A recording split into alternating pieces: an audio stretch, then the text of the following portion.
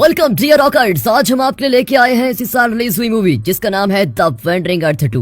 Movie की शुरुआत में बताते हैं कि दुनिया भर के जंगलों में आग फैल रही है और हर तरफ सूखा पड़ रहा है। साइंटिस्ट बताते हैं कि जल्द ही एक सोलर क्राइसिस होने वाला है और अगले 300 सालों में सूरज इतना बड़ा हो जाएगा कि पृथ्वी को ही नहीं बल्कि पूरे सोलर सिस्टम को अपनी गर्मी में लपेट लेगा। पूरा सोलर सिस्टम ही नष्ट हो जाएगा। यूनाइटेड अर्थ गवर्नमेंट, जिसे यूईजी कहते हैं, वो एक मूविंग माउंटेन प्रोजेक्ट की प्लानिंग करता है जिसके तहत बड़े बड़े इंजन्स बनाए जाएंगे जो पृथ्वी को सोलर सिस्टम से बाहर धक्का देंगे। इस तरह पृथ्वी इस सोलर क्राइसिस से बच जाएगी। इस अनोखे प्रोजेक्ट के लिए बहुत ज्यादा रिसोर्सेज की जरूरत होती है। दुनिया भर में लोग प्रोटेस्ट करते हैं कि जब सूखा पड़ा हुआ है तो इतना कॉस्टली प्रोजेक्ट क्यों प्लान किया जा रहा है और जो स्ट्रेटेजी अब तक नहीं हुई उसके नाम पर सरकार हमारी जान के साथ क्यों खेलना चाहती है। जब क्राइसिस होगा तब देखा जाएगा। और फिर प्रोटेस्ट दंगे फसाद में बदल जाते हैं और पब्लिक को कंट्रोल करने के लिए यूएजी डिजिटल लाइफ प्रोजेक्ट या डीएलपी को बैन कर देता है। डीएलपी एक ग्रुप है जो इस प्रोजेक्ट के खिलाफ लड़ रहा है। वे एक प्रोग्राम बना रहे हैं जिसकी मदद से इंसान अपने माइंड को एक डिस्क पर अपलोड कर पाएंगे, लेकिन उनके पास इसके साधन नहीं होते, इसीलिए वे यूईजी के सिस्टम को हैक करने लगते हैं। अब यूईजी रियलाइज करता है कि लोगों को उनके प्रोजेक्ट पर विश्वास नहीं है और वे प्रोजेक्ट को आगे नहीं बढ़ाते।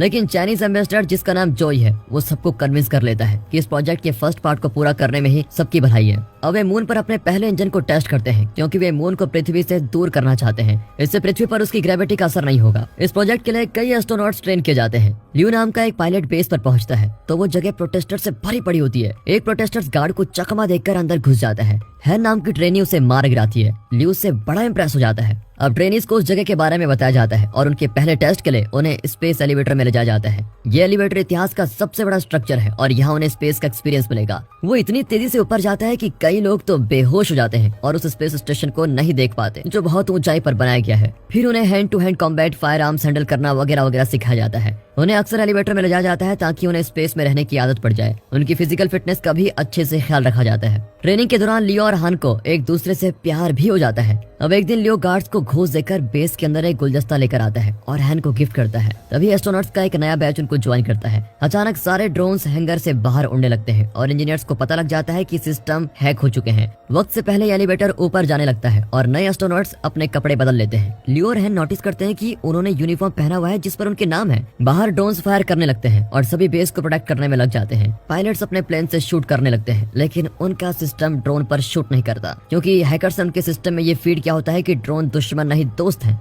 अब ड्रोन्स मिसाइल फायर करके एक एलिवेटर को नष्ट कर देते हैं। अब ये टेररिस्ट दरवाजे को लॉक कर देते हैं और असली कैडेट को मारकर उनके आईडी चुराने लग जाते हैं। दूसरे कमरे में लियो अपनी कुर्सी छोड़ देता है और अपने ग्लासेस की मदद से सनलाइट को फोकस करता है और लॉक स्क्रीन को जला देता है। इस तरह दरवाजा खुल जाता है। अपने एक दोस्त को घायल पाकर वो टेररिस्ट के पीछे जाता है और उनसे खूब लड़ता है। लड़ाई में एक आदमी नीचे गिरकर मर जाता है। अब लियो दूसरे आदमी के पीछे जाता है, लेकिन उस आदमी के पास कैडेट का आईडी होता है और वो एलिवेटर को स्टेशन के एक्सेस दे देता है और उसी वक्त ड्रोन्स उन पर मिसाइल अटैच कर देते हैं। अब बेस के साइंटिस्ट 550C नाम के एक इंटेलिजेंट क्वांटम कंप्यूटर की मदद से हैकिंग को रोक देते हैं। इसके बाद ड्रोन्स नीचे गिरने लग जाते हैं जिसकी वजह से बड़ा एक्सपोजर होता है। एलिवेटर्स नीचे की ओर खींचे चले जाते हैं। जीरो ग्रेविटी की वजह से सब कुछ हिलने लग जाता है। इसी बीच लियो टेररिस्ट से लड़ रहा होता है, लेकिन एन वक्त पर हैन एक मैकेनिकल आर्म की मदद से खिड़की तोड़कर उसकी मदद करती है और लियो उस आदमी को मार गिराता है। अब हैन खुश होकर अपने फूल मांगती है, लेकिन तभी वो आदमी डेटोनेटर प्रेस कर देता है और पूरा स्टेशन नीचे बेस की ओर गिरने लगता है। बिल्डिंग बहुत डैमेज हो जाती है और बड़ी तादाद में लोग मारे जाते हैं, लेकिन हैन को प्रोटेक्ट करने के लिए लियो उसके ऊपर ही कूद जाता है। और फिर अब बेस को इवैक्यूएट किया जाता है और न्यूज में अनाउंसमेंट करते हैं कि आज लगभग 3000 लोग मारे गए हैं। इसके बाद दंगे फसाद ज्यादा होने लग जाते हैं और हर तरफ टेररिस्ट अटैक बढ़ जाता है। पब्लिक डिमांड करती है कि सरकार डीएलपी को वापस अपना काम करने दे। फिर जो यूईजी से रिक्वेस्ट करता है कि वे इस प्रोजेक्ट को जारी रखें। इसके लिए वो अमेरिकन एम्बेसडर को कन्विंस भी कर लेता है। कुछ हफ्तों के बाद क्राइस स्लिपिंग पॉड में एक टीम को मून पर भेजा जाता है ताकि वे लूनार इंजन्स पर काम करते रहें। एक कंप्यूटर इंजीनियर जिसका नाम हैंग्यू है, वो नींद से जागते ही अपने सिस्टम्स को चेक करने जाता है, खासकर AI 550A को। वो अपनी बेटी याया की रिकॉर्डिंग भी चेक करता है जो उसके साथ बात भी करती है। हैंग्यू डीएलपी के लिए काम करता था, लेकिन अब वो लूनार प्रोजेक्ट पर काम करने को तैयार हो गया है क्योंकि यहाँ वो 550C को एक्सेस कर सकता है, जिससे वो अपनी मरी हुई बेटी के ब्रेन का AI तैयार करना चाहता है। और जब उसे पता चलता है कि कंप्यूटर इंजीनियर जाहो 550C का इंचार्ज है तो वो जाहो के साथ काम करने लगता है। अब दोनों मिलकर 550C को टेस्ट करते हैं और उसकी मदद से बेस के हर सेक्टर को एक्टिवेट कर देते हैं। फिर जाहो हैंग्यू को अपने माइंड का डिजिटल कॉपी देता है। डीएलपी के बंद होने के बाद उसकी कंपनी ने उसके माइंड का डिजिटल कॉपी अपने कब्जे में ले लिया था। वो कहता है कि अब इसे सेफ रखना या नष्ट करना तुम्हारी मर्जी है। कुछ देर बाद हैंक्यू जाहो को याया का वीडियो क्लिप दिखाता है और बताता है कि याया कैसे मरी। उस दिन वो अपनी पत्नी और बेटी याया के साथ कार में जा रहा था। किसी वजह से वो एक पल के लिए डिस्ट्रैक्ट हो गया और उसने सामने से आते हुए ट्रक को नहीं देखा। पलक झपकते ही उनका एक्सीडेंट हो गया और उसकी पत्नी स्पॉट पर ही मर गई। याया जिंदा थी और हैंक्यू उसे तुरंत डीएलपी लेके गया, जहाँ वो उसके माइंड का बैकअप ले सकता था। लेकिन उस वक्त डीएलपी के पास उसकी टेक्नोलॉजी नहीं थी। उस वक्त जाहो भी वहाँ पर काम करता था और उसने हैंक्यू की मदद करने का वादा भी किया था। प्रेजेंट में हैंक्यू जाहो से रिक्वेस्ट करता है कि वो याया पर 550C का इस्तेमाल करे, लेकिन जाहो उसकी बात नहीं मानता और कहता है तुम्हें 550A मिला है, यही काफी है। कुछ देर बाद उनका सिस्टम एक Z9 लेवल के सोलर स्टॉर्म को डिटेक्ट करता है। फिर सभी वर्कर्स को वापस बेस में जाना पड़ता है। ड्राइवर अपने इंजन को और भी तेज करते हैं और सोलर स्टॉर्म से पहले बेस में एंटर कर देते हैं। लेकिन बदकिस्मती से 550C नष्ट हो जाता है। लेकिन इस प्रोजेक्ट को 3 दिन बाद लॉन्च करने के लिए उन्हें AI की जरूरत है। हैंक्यू कहता है कि मैं अपना 550A दे सकता हूँ, लेकिन इसके बदले में मुझे उस टीम में काम करना है जो फ्यूचर के सारे 550 मॉडल्स बनाएगी। इस बार जाहो मान जाता है। अपना AI जाहो को सौंपने से पहले हैंक्यू याया के माइंड को एक डिस्क में कॉपी कर देता है। 3 दिन बाद वे इंजन्स को टेस्ट करते हैं। कुछ सेकंड्स की टेंशन के बाद वे बड़े खुश होते हैं कि मून एक छोटे एंगुलर डिस्प्लेसमेंट से गुजर रहा है। इससे प्रूव होता है कि 20 सालों में पृथ्वी पूरी तरह से बाहर हो गई है। ये सुनकर पब्लिक को इस प्रोजेक्ट पर विश्वास होने लग जाता है। कुछ महीने बाद वे इस प्रोजेक्ट को पृथ्वी पर टेस्ट करते हैं।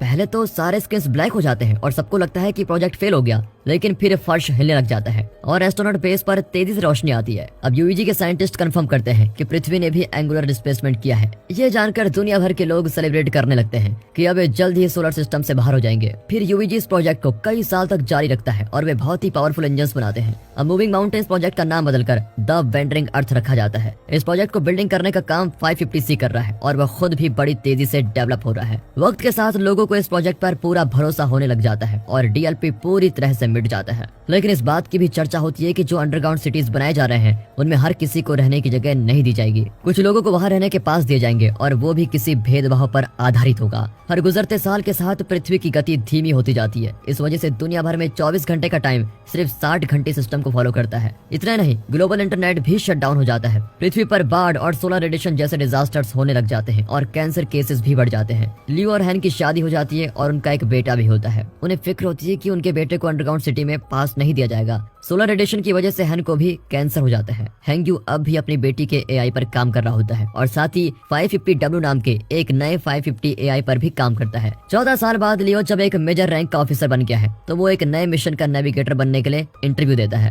और उसका इंटरव्यूअर 550W है जो लियो की स्किल से इम्प्रेस हो चुका है, लेकिन उसकी फैमिली के बारे में भी जानता है। वो कहता है कि तुम मिशन पर जाने के बजाय पृथ्वी पर रहकर अपनी फैमिली को संभालो, लेकिन लियो कहता है कि इस मिशन पर जाने वाले की फैमिली को अंडरग्राउंड सिटी में फर्स्ट प्रेफरेंस दी जाएगी और मैं अपने बेटे के लिए अंडरग्राउंड सिटी का पास चाहता हूँ, इसलिए मैं इस मिशन पर जाना चाहता हूँ। इस प्रोजेक्ट के इंचार्ज भी उसका इंटरव्यू सुन रहे होते हैं। हैंक्यू को भी अपनी बेटी की याद आ जाती है। 550W उसको याद दिलाता है कि हैन की लाइफ जल्द ही खत्म होने वाली है। ये सुनकर लियो बड़ा परेशान होता है और वो स्ट्रेस टेस्ट में फेल हो जाता है। अब लियो हैन से मिलने हॉस्पिटल जाता है जहाँ हैन की हालत बद से बदतर हो जाती है और अब हैन अपने टाउन को देखना चाहती है जहाँ पर वो पैदा हुई थी, लेकिन इस मौसम में वहाँ जाना इतना आसान नहीं है। शाम को हैंक्यू छुपकर बेस में पहुंच जाता है और याया के माइंड को 550W के साथ कनेक्ट कर देता है। इस बार याया कई रिएक्शंस दिखाती है और कहती है कि मैं कहीं और चली गई हूँ। ये सुनकर हैंक्यू रोने लगता है। तभी जाहो और कुछ गार्ड्स आ जाते हैं। जाहो उसको समझाता है कि इस बात को एक्सेप्ट कर लो कि याया जिंदा नहीं है, लेकिन हैंक्यू नहीं मानता और याया को पूरी तरह 550W में अपलोड कर देता है। इससे मून का सिस्टम खराब हो जाता है और इंजन फेल होने लग जाते हैं। गार्ड्स हैंक्यू को पकड़ कर लेके जाते हैं और जाहो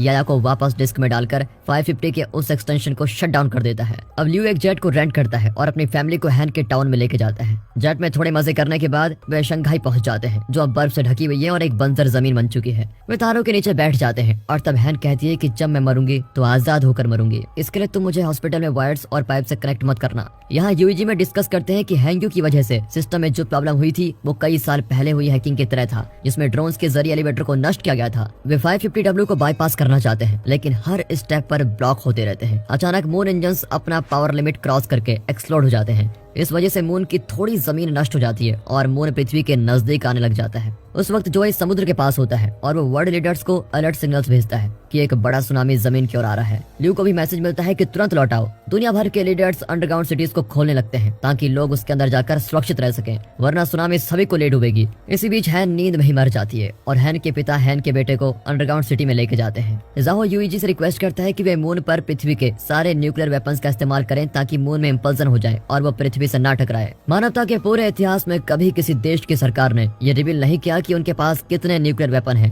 लेकिन पहली बार वे सब अपने हिस्से के न्यूक्लियर वेपन्स इस मिशन को सौंप देते हैं ताकि पृथ्वी को बचा सके। जाओ जेल में जाकर हैंग्यू से मिलता है और इन्फॉर्म करता है कि हम वक्त से पहले पृथ्वी के इंजन्स को एक्टिवेट करने वाले हैं। हमें कोऑर्डिनेटेड डेटोनेशन कंट्रोल करने के लिए ग्लोबल इंटरनेट को रीएक्टिवेट करना होगा। एक सर्वर पानी के नीचे है और जाहो चाहता है कि हैंग्यू उसका ध्यान रखे। उसे कन्विंस करने के लिए जाहो उसे हैंग्यू और याया के माइंड का डिस्क दिखाता है। मून के टूटे हुए भाग मून के चारों ओर एक एस्ट्रॉइड बेल्ट बना देते हैं। इस वजह से लियो जैसे बेस्ट पायलट्स न्यूक्लियर वेपन्स को लेके जाते हैं। पृथ्वी पर मिसिंग इंटरनेट सर्वर्स जो बीजिंग, टोक्यो और डेल्स में हैं, उन्हें एक्टिवेट करने के लिए 3 टीम्स भेजी जाती हैं। फिर जाहो एक्सप्लेन करता है कि पासवर्ड डिकोड करने वाला की कैसे काम करता है। बाकी काम 550W संभाल लेगा। फिर मून शटल में पायलट्स निकल पड़ते हैं, लेकिन रास्ते में अचानक एस्टेरॉइड्स बड़ी तेजी से आते हैं और कुछ शटल्स को नष्ट कर देते हैं। अब उनके 200 वेपन्स नष्ट हो चुके हैं और अब सिर्फ 180 बचे हैं, जिनकी मदद से उन्हें डेटोनेशन करना होगा। आखिर में एक एस्टेरॉइड एक शटल पर क्रैश करता है और वो दूसरे शटल पर क्रैश कर जाता है। इस वजह से उनकी स्मूथ लैंडिंग नहीं होती। आखिर में वे 384 वेपन्स खो देते हैं। वे टेप से अपने हेलमेट्स को फिक्स करते हैं ताकि ऑक्सीजन लेवल बना रहे।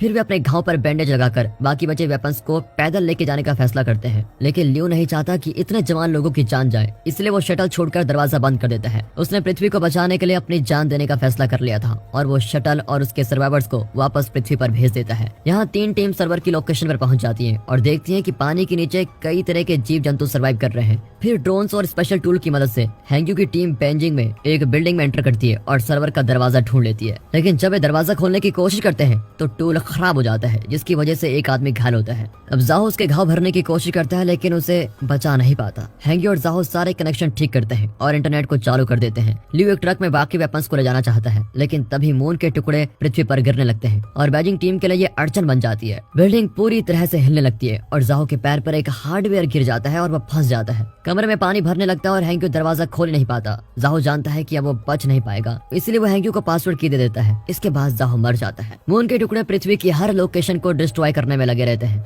अंडरग्राउंड सिटी में जाने के लिए लोगों के बीच में भगदड़ मच जाती है। अब यूईजी में जोई को पता चलता है कि सभी वेपन्स को कोऑर्डिनेट करके एक साथ एक्सप्लोर करने का वक्त नहीं है, क्योंकि हर वेपन्स अलग मॉडल का है। तभी उनका एक आदमी सजेस्ट करता है कि हमें और एस्ट्रोनॉट्स भेजने होंगे जो मैनुअली वेपन्स को डेटोनेट कर सकें। लेकिन इस खतरनाक मिशन के लिए उन्हें अपनी जान देने के लिए तैयार रहना होगा। इस मिशन के लिए 300 एस्ट्रोनॉट्स की जरूरत होगी। कुछ जवान लोग इसके लिए वॉलंटियर करते हैं, लेकिन एक बुजुर्ग पायलट कहता है ये लोग ह्यूमैनिटी का फ्यूचर हैं, इनकी बलि चढ़ाने के बजाय मुझ जैसे बुजुर्गों को इस मिशन पर भेजना ही ठीक होगा। अब 50 साल से ज्यादा उम्र के लोग इस मिशन पर जाने के लिए तैयार हो जाते हैं और एक शटल में मून की ओर बढ़ते हैं। उन्हें आते देखकर लियो तो चौंक ही जाता है, लेकिन उसका कम्युनिकेटर टूट गया है, इसलिए वो उन्हें अलविदा भी नहीं कह पाता। लियो को तुरंत एक शटल में पृथ्वी पर भेजा जाता है। यूजी कंफर्म करता है कि टोक्यो और डेल्स एक्टिवेट हो चुके हैं, लेकिन बेजिंग सर्वर कनेक्ट नहीं हो रहा है। यहाँ हाइजूंग का कमरा पानी से भर रहा होता है और वो पासकोड की को ठीक से कंप्यूटर से कनेक्ट नहीं कर पाता। बेबस होकर वो माइंड डिस्क को कंप्यूटर से कनेक्ट कर देता है और उसी वक्त मून पर एस्ट्रोनॉट्स सारे वेपन्स को डेटोनेट कर देते हैं। उनकी एक्सपेक्टेशन के मुताबिक मून इम्प्लोड हो जाता है और पृथ्वी बच जाती है। लेकिन मून के टुकड़े और भी तेजी से पृथ्वी की ओर बढ़ रहे होते हैं और पृथ्वी को जल्द से जल्द वहां से हटाना होगा। हैंग्यू याया का क्लिप एक्टिवेट करके उसको की दिखाता है और इंटरनेट एक्टिव करने को कहता है, लेकिन तब तक वो पानी में पूरी तरह डूबकर मर जाता है। फिर यूईजी एक इमरजेंसी मैसेज भेजता है कि मिशन फेल हो गया है। इस पर फिर से दंगे शुरू हो जाते हैं और लोगों में डर फैल जाता है, पर जोई हिम्मत नहीं हारता और अपनी टीम को काउंटडाउन स्टार्ट करने को कहता है ताकि इंजन्स फायर किए जाएं। सबको लगता है कि वो पागल हो गया है, लेकिन बेजिंग में कंप्यूटर के अंदर हैंग्यू का माइंड अचानक एक्टिवेट हो जाता है। अपनी बेटी से मिलने के बाद हैंग्यू एआई सर्वर को एक्टिवेट कर देता है। उसी वक्त एक आदमी जोई के कहने पर बटन दबा देता है और तब बेस में सब देखते हैं कि पृथ्वी मून के टुकड़ों के रास्ते से दूर हट चुकी है। सभी सेलिब्रेट करते हैं और आखिरी टाइड्स शांत हो जाते हैं। लियो भी इस विचित्र घटना का वीडियो शूट करता है और अपने बेटे को भेजना चाहता है। दूसरी ओर हैंग्यू और याया के माइंड बैकअप्स 550 को मिल जाते हैं। 7 साल बाद पृथ्वी को दिखाते हैं, जो अब वापस अपने 24 आवर सिस्टम में लौट आया है। जोई रिटायर हो गया है और अब उसकी असिस्टेंट यूईजी का कामकाज संभालती है। इस लूनार क्राइसिस के बाद वे अपने प्लान का सेकंड पार्ट शुरू करते हैं, जिसमें अगले 10 साल में वे पृथ्वी को जुपिटर के पास पहुंचा देंगे और इस दूसरे बूस्ट की मदद से पृथ्वी हमेशा के लिए सोलर सिस्टम से बाहर हो जाएगी। इंजन्स पर ध्यान रखने के लिए एक स्पेस स्टेशन बनाया गया है और लियो उसका इंचार्ज है। इस सिस्टम को 550 मैनेज कर रहा है। अब एआई मॉस शब्द दिखाता है और तब हैंग्यू को पता चलता है कि मॉस ने लूनार इंजन्स को नष्ट किया था और उसी ने सारे टेररिस्ट अटैक भी करवाए। याया को लूप में देखने के बाद मॉस इस नतीजे पर पहुंच गया है कि ह्यूमन सिविलाइजेशन को बचाने का सबसे अच्छा तरीका यही है कि इंसान को नष्ट कर दिया जाए। अपनी इसी फिलॉसफी के आधार पर पहली मूवी में मॉस ने विनाशकारी काम किए थे। और इसी के साथ दोस्तों ये मूवी यहाँ पर खत्म होती है। दोस्तों अगर वीडियो अच्छी लगी हो, मूवी अच्छी लगी हो, स्टोरी अच्छी लगी हो, एक्सप्लेनेशन अच्छा लगा हो, वीडियो को लाइक कीजिए और चैनल को सब्सक्राइब कर दें।